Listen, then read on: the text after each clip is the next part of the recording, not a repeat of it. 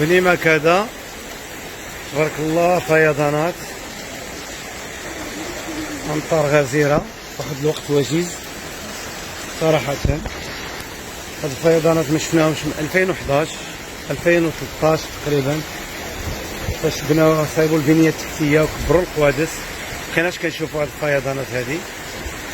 لكن دابا نظرا للأمطار الغزيرة اللي طاحت بزاف، صراحة ما قدرتش نتحمل هذا الكم الهائل ديال الماء اللي هابط. لهذا دونك قبالة سينما طارق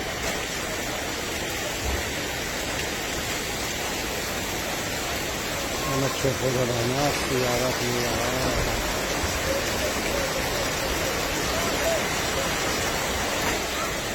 الله يكتب بينا، الله يعطينا قد النفع.